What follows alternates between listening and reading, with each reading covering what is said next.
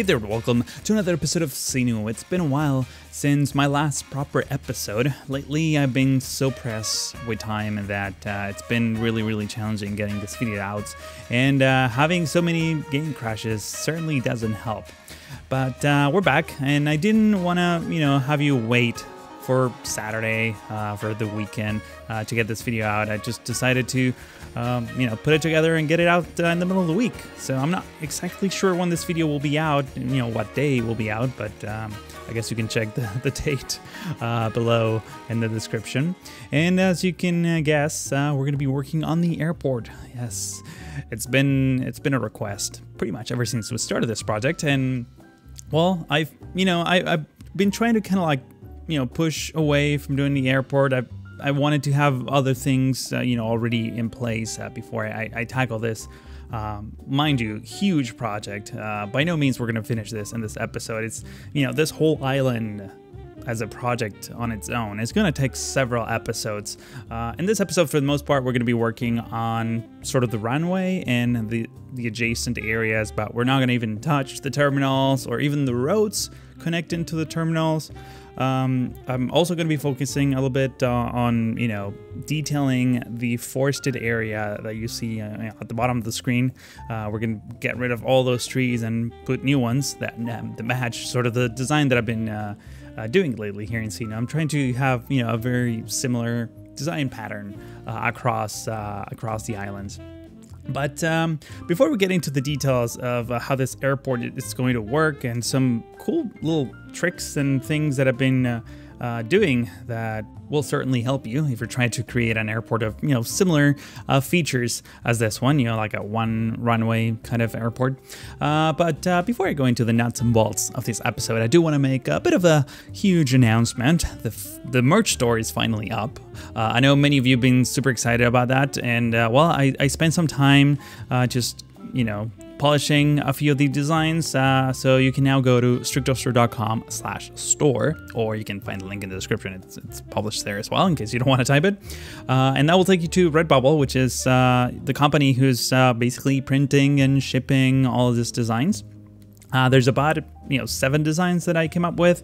I'll probably add a few more, in the upcoming weeks and days. So make sure to browse them. There's all kinds of mostly shirts and hoodies, and even like phone cases, like laptop sleeves, like stickers, decals, you name it.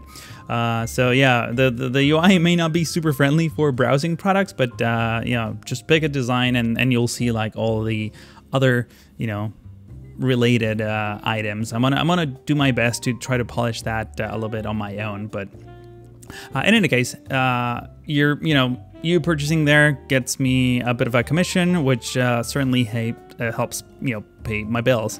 So you'll be supporting the channel and also getting something in return, which is something nice that I think many of you will appreciate, especially me. So thank you in advance. Yeah, definitely let me know what you think. I think they ship worldwide. There's FAQs on their website in case you have any questions, and you can basically send them a support ticket. They tend to answer emails pretty quickly, and if you have other types of questions, you can let me know on Twitter. But yeah, aside from that sort of self-promotion, let's go back to this time-lapse, and I'm going to try to explain what I'm doing here, because it might seem a little bit weird at first, but I was tinkering with the taxiways and the runways for quite a bit. This version of the airport that you see right now, it's probably the fifth attempt, because the game crashed a couple times. Once it crashed as I was saving. Other times it didn't crash necessarily, but it also didn't save, like it bugged all my surface painter and things like that. So it's been, a bit of a bumpy ride in general, but I managed, to get it, to get everything to work. In fact, let me actually talk about the details of what I'm doing here, because as I'm sure if you ever try to build your own custom airport in Cities Skylines, it's a pain in the ass. It's a little bit tricky. The game is not necessarily optimized for your own custom runways and taxiways. So What I'm doing here, it's basically a loop. So we have, the main runway, and we have taxiways that connect on both ends. And what you saw me do just a few moments ago is basically create the taxiway on the side of the runway, connect, all the different pieces, make sure they all go in the proper directions. And then I just moved a whole segment that was parallel to the main runway and, put it underneath the main runway. So we have the taxiway going under the runway in the opposite direction. Hopefully this makes sense. I don't know if I'm doing a very good job at explaining it, but what's happening here is the taxiway, it's actually going to be where planes will be landing. So planes will be coming from the edge of the map. The taxiway is the closest element that planes can use to land. But since it's overlap underneath the main runway, it looks like planes are actually landing on the runway in one direction. However, after they go through the loop, going around the terminals and just doing whatever it is planes do when they land at Cities Skylines airports, they use the remaining, segment of taxiways to go all the way to the end, to the opposite end of the runway. And at that point, they do, connect with the actual runway segment whilst taking off.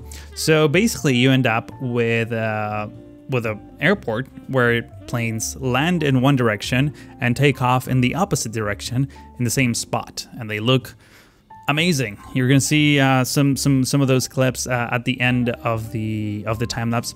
As I was saying before, this is going to be a multi-part project. We're definitely not going to finish now, and one of the biggest challenges was most of my time was actually spent trialing and erroring. I don't know if that's a thing, but it was basically a lot of trial and error to basically see what the game, or how the game behave, and under this different conditions, because, well, we don't have any population on this corner of the map, so the game, as it stands right now, or this map, the game just prefers to spawn ships, mostly because all the population is on the other islands closer to where the docks are. The game kind of chooses to, prioritize the closest connection point to whatever the citizens need to go.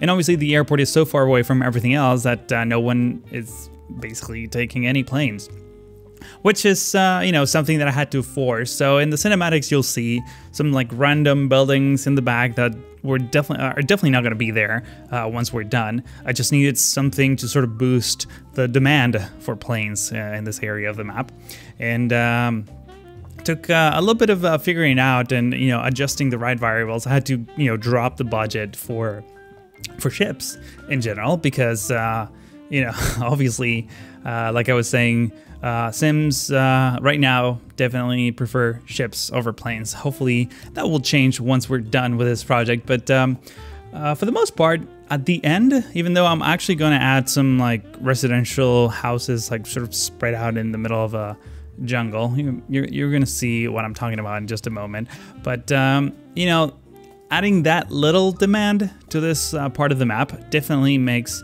a few planes spawn. And that's the other thing, right? We want to have not a constant stream of planes. This is not a big airport. This is not like a major international airport. It is indeed an international airport, but not a major one. So we do want planes to land every once in a while, but definitely not one after the other, because doing this little trickaroo that I did here with the runways and the taxiways and things like that, it makes it so that, if you have a ton of traffic, planes will be landing as other ones are taking off, and they kind of, go through each other. So it doesn't look very realistic. And this, having this airport having a single runway, I think you can, sort of fake it so that, well, you know, you only have one plane at a time. I mean, obviously you're gonna have some props on the taxiways and on the ramp for the most part, just sitting there, you know, for aesthetics. But you definitely don't want to use this technique on like super crazy airports. If that was the case, I would have added, you know, a secondary taxiway so that planes can pretty much just form in line and just wait for the next available spot to take off. And you know, I had a ton of help here with this project from B Schoolhausen, so huge shout out to him. We've been on Skype quite a bit, and you know, during the creation of this episode. Also, one thing that I wanted to point out is that you're probably noticing that I'm extending. Well, I'm making or increasing the width of basically the taxiways and the runways themselves.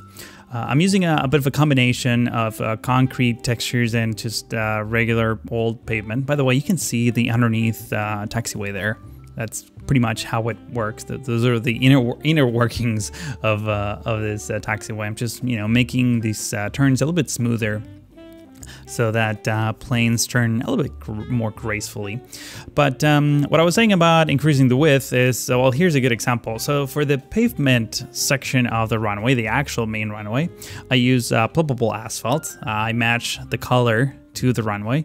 I've been thinking about doing this ever since I started Seenu. So all the pluggable asphalt elements that I used ever since I started Seenu already matched the color of this runway, and you know, the same happens with my pavement color. They also match this, so it's something that you have to plan in advance. I guess that's why I'm bringing this up, because well, unfortunately, there's only one color you can assign to pluggable asphalt, and it's the only element that won't despawn when you zoom out. To me, that was kind of important, so I just decided to prioritize one of the largest footprint elements in this project, which is obviously the airport. But at the same time, you know, there's a ton of airports that have this combination of, like, you know, the little cul-de-sac at the end, the little turnaround, has a different material than the rest of the runway. So I just, you know, figured that that was a good enough compromise, and also it kind of looks nice. I really like how the contrast between the two types of textures looks like. By the way, when I created the map theme, I also had in mind that there's going to be a huge area of the map dedicated to just concrete whenever I tackle the airport project. So, you know, I try to make that concrete texture to be the least repeatable texture ever. I mean, so this, I think I talked about this before, but this whole project, it's definitely, I've been planning the airport since I started Seenu. The map itself is actually perfectly oriented so that, you know, it fits on the 90-degree axis. The stretch of the runway, I don't know if that makes any sense, but the stretch of the runway, if I hold shift and I snapped it to like 90 degrees, it will be perfectly parallel to the map. So what I wanted to do by doing that, or what I was hoping to achieve by doing that, is, well, first of all, make it easier on me. I don't want to have weird angles for my runways. I wanted, you know, the surface painter to be perfectly aligned with the grid of the map. I wanted the runway to be aligned with that. I wanted the decals, as I'm like, if you select a decal and you right click on it, it rotates in 90-degree increments. So all of that was planned ahead of time when I started working on this project. You don't have to do it. I'm a bit of a freak for symmetry and things like that, but in case you didn't know, but it certainly helps a lot, and it saves you a lot of time if you do it that way. So if you're planning out, you know, your own custom map or not, at least try to get your runways to be, you know, aligned to the actual grid, the underlying grid of the game, and not necessarily the features of the map. Maybe you can terraform whatever map you're already working on to take advantage of that little trick, but trust me, it certainly helps. As you can see from, you know, specifically Surface Painter, it just matches, you know, or makes the edges like perfectly parallel, which really does help a lot and makes it, you know, also look super nice. you can also, you know, combine the brushes. I've used brushes extensively. A moment ago, you just saw me round up the edges of the taxiways entering the ramp. The ramp, by the way, is that plain concrete area where planes will actually be parking, and people will be getting off the plane and, you know, going into the proper terminal. I think we're gonna have only one terminal. I haven't even thought about that, to be honest, but it's definitely coming. And what I'm doing here, by the way, is adding the runway markings, in case you didn't notice. These actually match the real markings from the actual airport. In case you, I mean, if you want to look further into the details of this airport, you should open up Google Maps and look for GAN Airport, G-A-N Airport. That's the one I'm trying to recreate. So it will basically look like the real one. I did add my own spin to certain things here and there, but for the most part, it's pretty much true to the original design.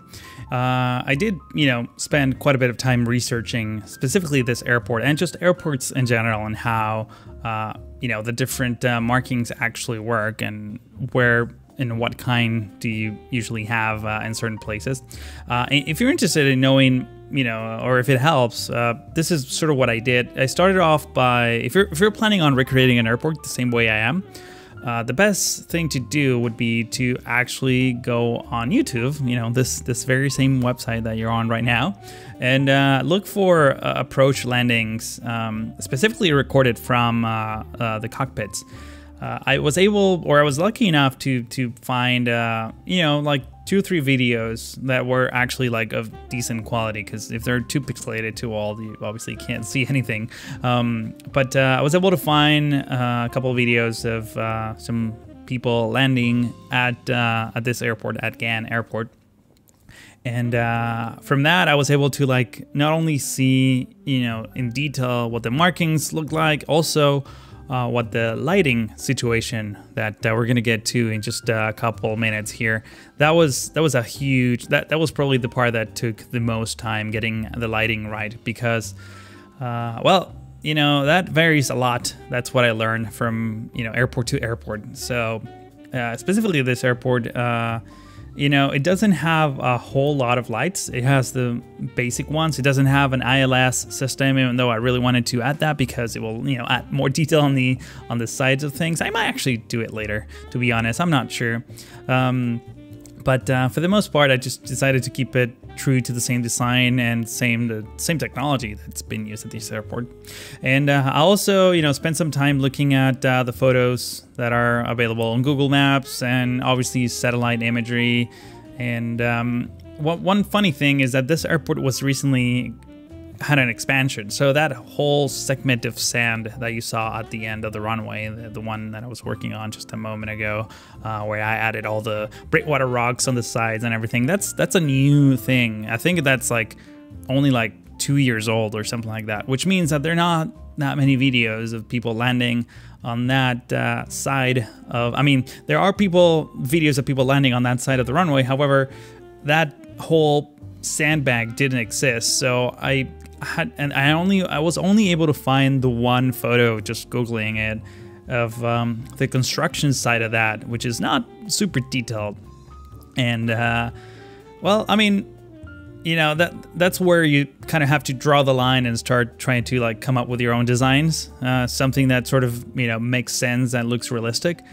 So that's kind of what it looks like. Obviously, I did my best to copy the original design, but that's as far as I've gotten. I think it kind of looks nice. There's still a ton of detail that needs to be added, specifically to, you know, sort of the road that goes around. And but yeah, this is the part where I'm adding all these runway lights. I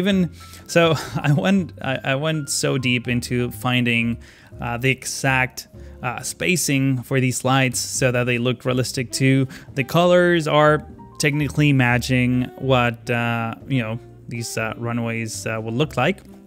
I was able to, there's this asset creator called, actually, let me pull it up because I thought I remember his name, but I don't want to like mispronounce it. Let me actually, I'm on Steam right now. I'm just checking it out real quick. Where is this guy? He has some amazing Cities Skylines assets, specifically related for planes. If I can find it. Here you go. All right, so his name is Vasim Mister 22 or Vasim R22. Sorry, I'm like not doing a great job of pronouncing your name, but I'll definitely include the link in the description. He has the most comprehensive airport mods or assets ever. Like, he has a ton of planes of different kinds, from jet planes to prop planes. He has all sorts of light packs, decals. Yeah, his Steam Workshop page is just amazing. I just basically subscribe to absolutely everything, aside from the jet bridges, of course, that we're not going to have in this airport. But I highly recommend you check out his. I mean, if you want to build a realistic airport, you should definitely need to check out his well, all of his assets. This, for example, the ones that I'm using on the screen right now, these signs, they're amazing. They're really, really nice, and they definitely add a ton of detail to, you know, these areas in between the runways that are not necessarily detailed. If I was, you know, building a larger airport, I was going to be able to use a lot more of these, but you know, I try to keep things simple. For a moment, I sort of doubted whether or not to add a lot more assets, just because, you know, assets that would, you know, make sense in a real airport, but they're not on this one, and there's probably reasons for that. I mean, obviously, this airport has a smaller budget than, you know, like a larger airport like JFK or something like that, which would definitely have, like, for example, decals for the runway indications and things like that. But, you know, I figured that's a little bit overkill, so I just decided to, again, stay true to the original design as much as I could and keep things simple. One thing that I was mentioning before that I completely I went on a tangent talking about all these assets in the workshop is that the taxiways have a different color too. So the runway starts with the green lights, the red marking sort of starts with or basically tells planes where, you know, where the runway kind of ends. So I did quite a bit of research. I'm definitely not an expert in any of this, and you can definitely let me know if I, you know, screw it up. At the end of the video, you're gonna see like detailed cinematics of how this actually looks at night, because obviously the time lapse happens way too fast. So if you're an actual pilot, or, you know, you're just a plane enthusiast and really want to help me out here, please let me know in the comments what I need to be changing. Last time I built an airport, I got a lot of comments saying, "Oh no, you did this wrong. Oh, you don't know anything about anything." So I try to do my homework, obviously not perfect. And most of these websites that tell you how, like, runway lights work are a little bit confusing. And also, they don't show every single example of runway configuration. Like, I couldn't find any indication on how the turnaround lighting system works. I know taxiways are marked on both ends with blue lights, but I know that, like, the actual path when you need to turn from a taxiway, I know those are like, there's like a line of lights in the middle, but this airport certainly didn't have those lines of you know, those lights in the middle of the runway. I checked all these videos and I couldn't find anything like that. So I don't know. You can let me know in the comments how far off or accurate my airport is. I'm gonna try to, you know, make it super realistic. I want these lights to actually make sense. And obviously you can see, well, not right now, but you probably noticed that those lights are actually, you can kind of see them in the back. They're still on during the daytime. And technically they are on during the daytime. However, these lights are a little bit bright, so yeah, I mean, I have no control over that. Those are part of the assets that I download. They're super bright and they're on at all times. But I guess you know, I'm happy with that. I'm not opposed to that design. And for the most part, I'm pretty happy with how the runway is coming out. I definitely added a lot of details during this episode to the runway, but I you know, as always, I definitely want to come back to it and add a few more. That's usually what happens. So we're switching gears here for a moment, and we're starting the work on, well, one of the least populated areas of basically the whole atoll. This area, you know, south of the airport is going to be mostly farmlands, and I think there's actually a bit of a resort there, but it doesn't look like very, you know, it doesn't look like the one Flux did, like not even close. So I'm not entirely sure if I'm gonna actually stay true to that element being there. I definitely want to add a ton of trees and vegetation and forests and things, which is pretty much what I'm doing right now. I want to start also doing a combination of different vegetation assets that I think work a little bit better than what I was doing before. I took some inspiration from Flux's Island. I mentioned that before, that I was going to steal all of his ideas.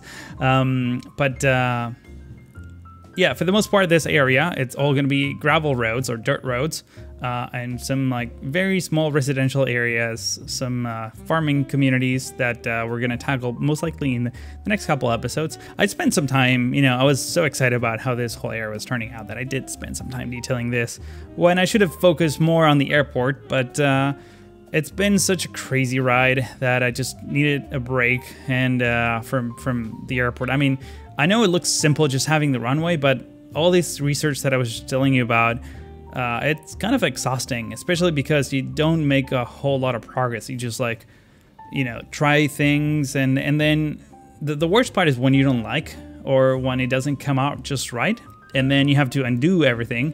But there's so many layers of decals and props already on the runways that one tiny change, like you just need to do some major surgery to the whole thing. So you really need to think twice or even 3 times every time you do anything, you know, just adding more details. At the very end of this time lapse, you're gonna see me add some, you know, the tire marks on the actual runway where planes like tend to land, and there's a lot of tire burn there because of all the friction. So I kind of was pushing that one away until like the very end, simply because, well, if I need to like make a change now, it's going to be really, really difficult having all those decals on top of each other. But it came out great. It came out great. And obviously the turnaround points look super clean. I definitely want to roughen them up a little bit. They shouldn't look so perfect. I want to stain them a little bit more, add a few cracks here and there. I mean, they're not going to be totally broken or anything like that, because that wouldn't make sense. I mean, this is an active airport, so it shouldn't be all destroyed, but I definitely want to add, you know, a little bit of extra level of detail. You know, just having it look perfect doesn't look super realistic, but what I'm doing here, by the way, just changing soft checks abruptly and without notice. I guess this would be the notice.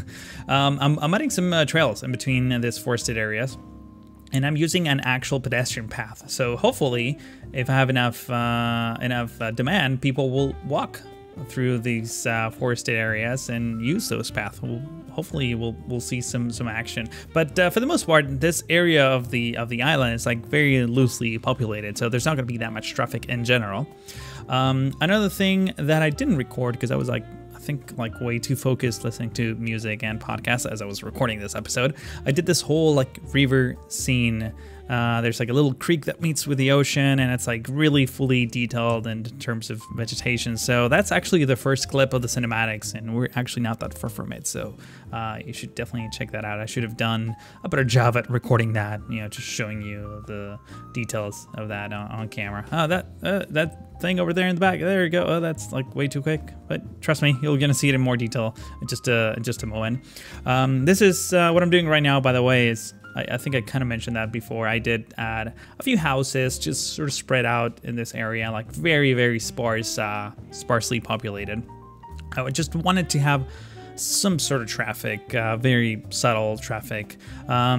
Most of these houses, I just added its own, you know, their own solar panel in like kind of baked into the house, so you're not gonna even see it, but I definitely wanted to provide electricity without having to lay down a huge amount of cables. I did add a few cables, but for the most part I wanted to keep things simple. At this point I realized that we didn't need the the double numbers for this side of the road. But we do needed some tire marks, so this is sort of the, where planes land.